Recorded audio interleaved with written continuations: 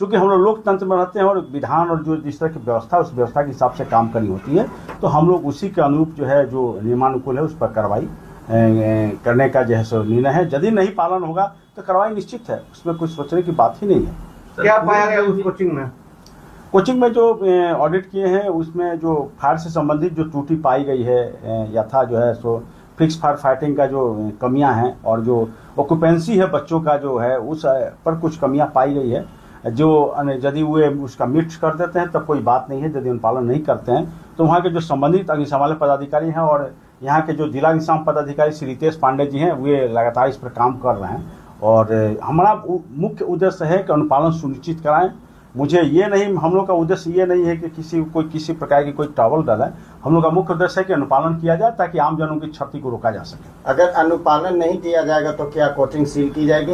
यदि अनुपालन नहीं होगा तो निश्चित रूप से सील की कार्रवाई होगी। यथाविधिक प्रक्रिया और प्रावधानों के तहत सील की कार्रवाई की जाएगी। उसमें किसी स्तर पर चूक नहीं होने जा रही है। शशि, देखिए, जो KGS है, खान ग्लोबल स्टडीज, उसकी तरफ से कोई प्रतिक्रिया नहीं आई है उसके प्रबंधन की तरफ से। लेकिन एक बात जरूर है कि जो फैजल खान है उनकी और उनके KGS की जो परेशानियां हैं, मुश्किलें हैं, वो लगातार बढ़ती आ रही है। और मुसल्लफपुर पटना का इलाका है, मुसल्लफपुर हाट का, जहाँ पर ये उनका सबसे पुराना कोचिंग संस्थान है, जहाँ जो विवाद है वो भी सामने आया था पिछले दिनों 2 जून की रात। वहाँ खामियां पाई गई हैं और ये कोई छोटे अधिकारी नहीं कह रहे हैं जी। जो बिहार फायर सर्विसेज के DIG हैं मनोज कुमार नट्ट, उन्होंने खुद इसको कबूल किया है कि जो छात्रों की ऑक्यूपेंसी है उसके हिसाब से और जो एक फायर फाइटिंग सिस्टम होना चाहिए वो कमियां वहां पाई गई हैं। लेकिन एक प्रक्रिया होती है, उस प्रक्रिया के तहत हमने नोटिस दिया है।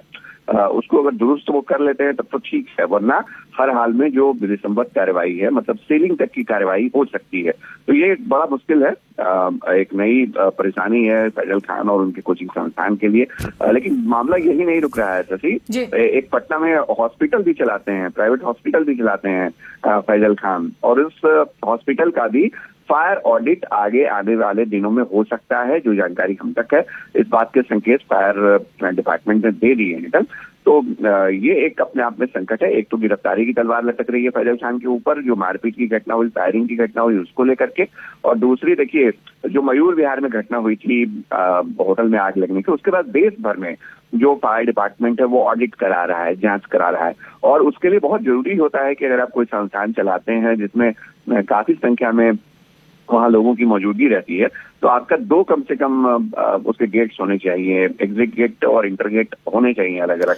लेकिन तो इसीलिए तमाम नियमों को पालन करने के लिए कहा गया। और आपको बता दें कि लगातार खान सर की मुश्किल